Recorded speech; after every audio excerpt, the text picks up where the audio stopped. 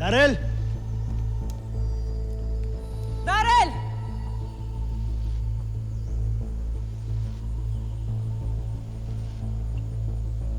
Chip? Kuya? Ano nangyari dito?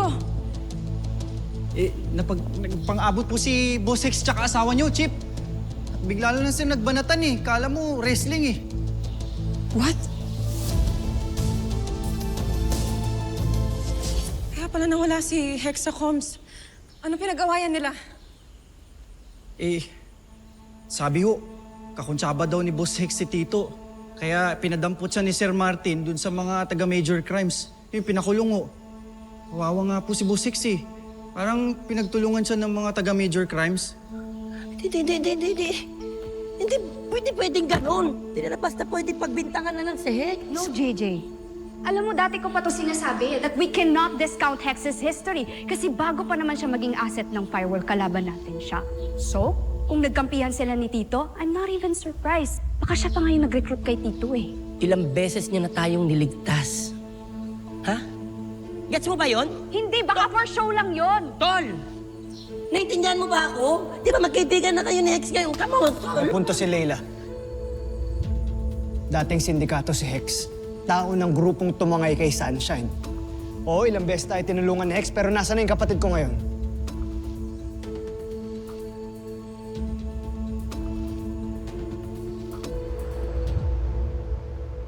Mga sir, sandali! Mali ito eh! Wala namang kasalanan eh! Sir! Kausapin niyo nga ni chip ko! Sir!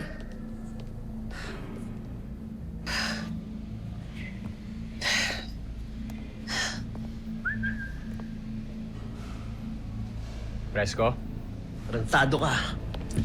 Oh. Kapal na mukha mong gago ka, ha? Lahat talaga gagawin mo? Baka siguro lang may tatago may kabit mo, ha? Bang klase ka, boy? Wala kang proof. Meron. Ano? Yun na sa laptop mo? Oras na mabuksan ko yun, hindi lang yung ebidensya laban sa akin na mawawala. Sisiguraduhin ko rin bubuhos ang ebidensya laban sa'yo.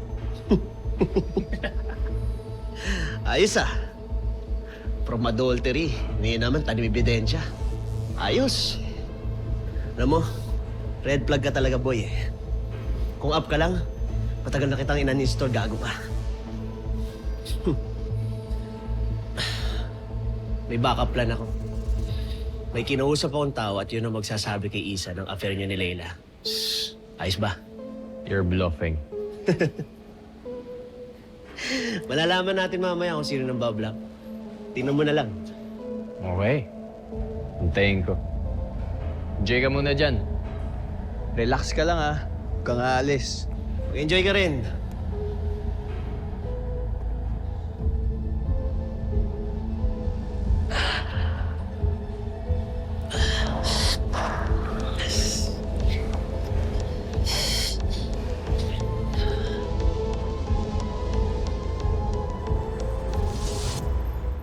Thank you, sir, sa pagpayag na kausapin ko si Hex.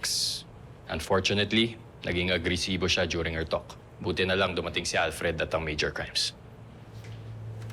Get some message to Cervantes. Copy that. Thank you, sir.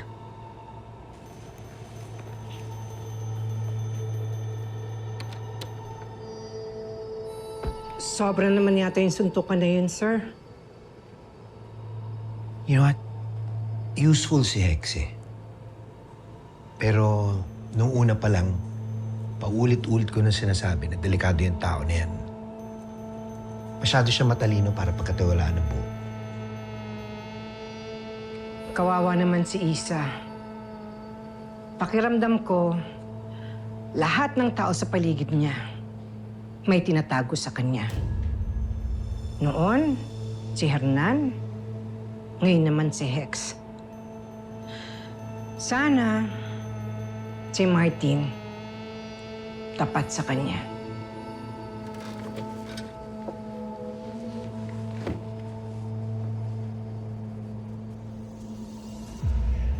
Hoy! Chip, Tama ba yung binabanggit nila sa'yo? Konektado ka sa sindikato? Kasabwat mo daw si Tito? hindi. Then bakit ka pinakulong? Mas mabuti na siya na tanungin mo tungkol dyan, di ako.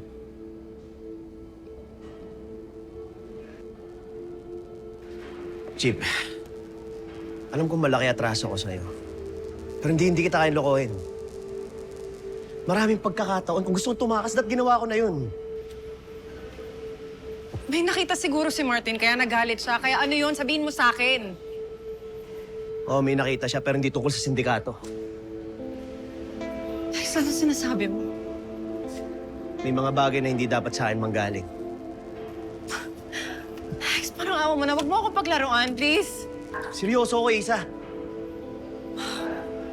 Hindi ko alam kung sino sa inyo ang nagsasabi ng totoo. Ako. Isipin mo na kung ano gusto mo isipin sa akin. Pero hindi na ako babalik sa sindikato.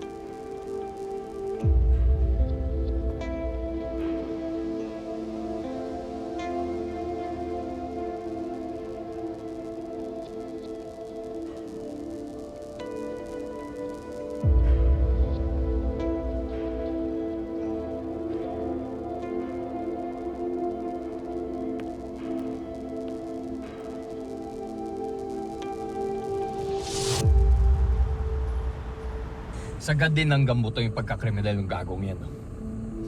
Huling-huli na sige pa rin yung tanggi, tapos ako pa yung binabaliktad.